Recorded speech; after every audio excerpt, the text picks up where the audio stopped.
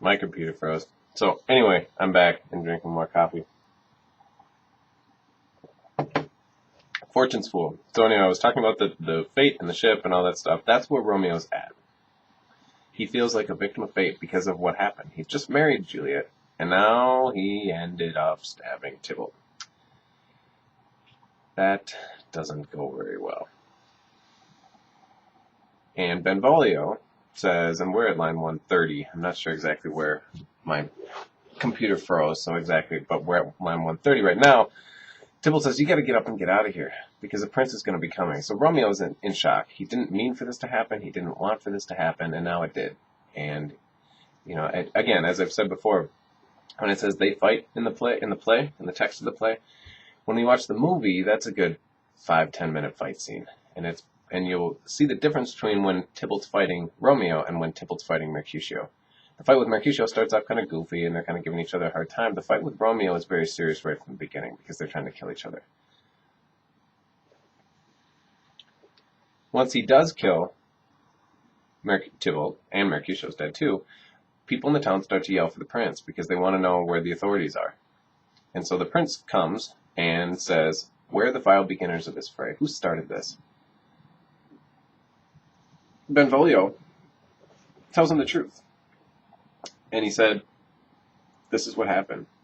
Tybalt killed Mercutio, and then Romeo killed Tybalt, and then Romeo took off. Lady Capulet, Juliet's mom, and the aunt of Tybalt,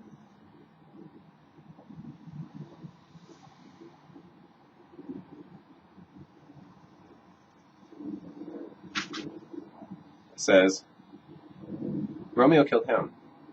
The blood of ours shed blood of Montague. Okay? So now you have to kill Romeo. This is the deal. He killed our guy, you gotta kill their guy. And then Prince asked Benvolio again, who did it?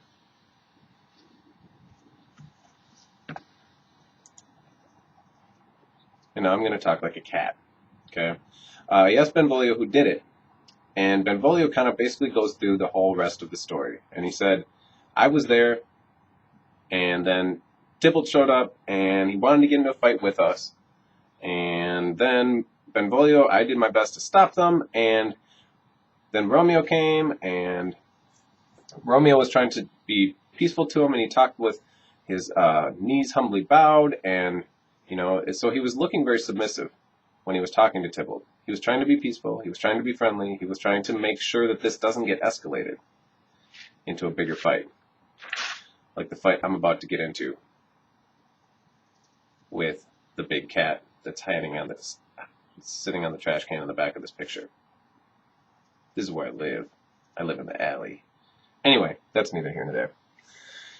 Then, when Romeo backed away, he's, just retelling the story. When Romeo backed away, Mercutio jumped in, and they started to fight.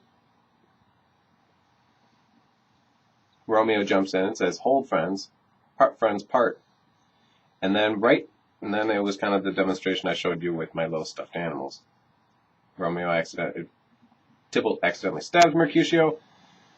Tybalt runs away, and then Romeo ends up killing Tybalt.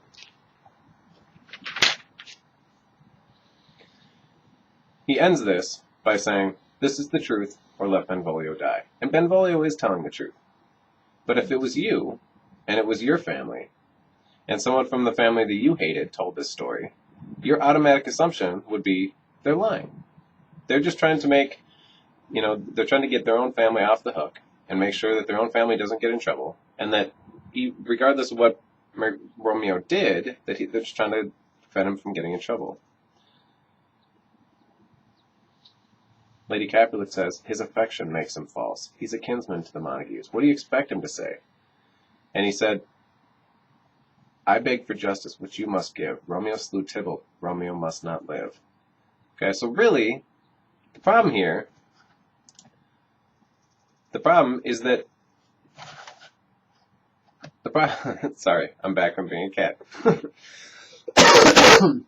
The problem is that Romeo did what the law was going to do anyway. Tybalt was going to die for having killed Mercutio because he wasn't supposed to be fighting in the first place. And so Romeo just kind of basically followed through and did what the law was going to do anyway. And Prince says, Romeo killed him, and he killed Mercutio. And what's the price of this? What do we do with this? Romeo's dad says, not Romeo, he was Mercutio's friend. And his fault concludes, but what the law should end. Basically, what I just said. He's going to do what the law was going to do anyway.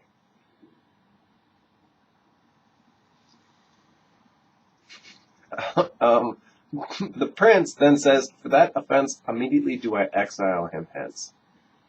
The prince says, I'm not going to kill him, but he's got to leave, and he can't come back to Verona again.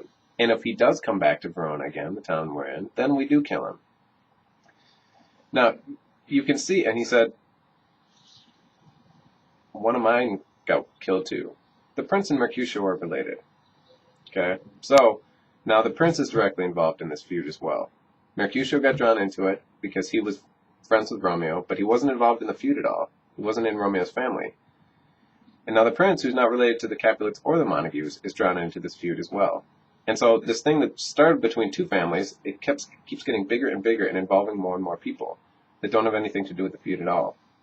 I'll be deaf to pleading excuses. You can say whatever you want. But next time I see him, we kill him. Now, knowing how Romeo is, he's kind of like this.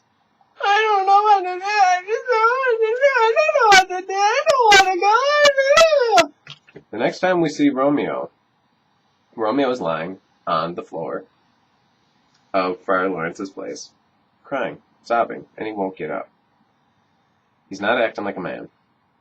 He's acting, well, and the nurse is going to make fun of him for it. The nurse is going to say, stand up if you be a man. But one of the big problems in this play is people moving too quickly. No one will slow down. And if you remember back to what Friar Lawrence said right before they got married, they stumbled at run fast. Okay? If we watch the new version with Leonardo, and I haven't really decided if we're going to because it's kind of a little bit cheesy at this point, but when Friar Lawrence says that, Romeo, who is Leonardo, goes running off, trips over a plant and falls, and goes skidding off into the hallway. So it's a little bit over the top way of reinforcing that line. But if they would just calm down and try to think of a logical thing to do here, how they're going to get out of this, they might be able to figure something out. And actually, Friar Lawrence is a pretty good person to go to for this, because he is very smart and calm, and because he's so directly involved in this feud now, because he married them without their parents' permission, he has every interest of trying to fix this and make this work for everybody. Because, I mean, this is going to start coming back to him a little bit more. The more involved this gets, and the more challenging it gets, he thought that by marrying them it would stop the feud. It might still. It does, in the end, but not really the way he expects it to. But he wants to figure this out, because he also knows how rash Romeo and Juliet are. And this is another reason why this play, I've talked about this before, but why this really only works if they're teenagers. This wouldn't work as adults, because adults would try to figure something out here. Teenagers sometimes get really whipped up, really in the moment, and make some rash decisions. And you see it all the time. And this is what's going to happen to Romeo. Now, the next scene, we cut to Juliet's house. Okay, Juliet doesn't know anything about this. She doesn't know any of this has happened. All she knows is the last time she saw Romeo,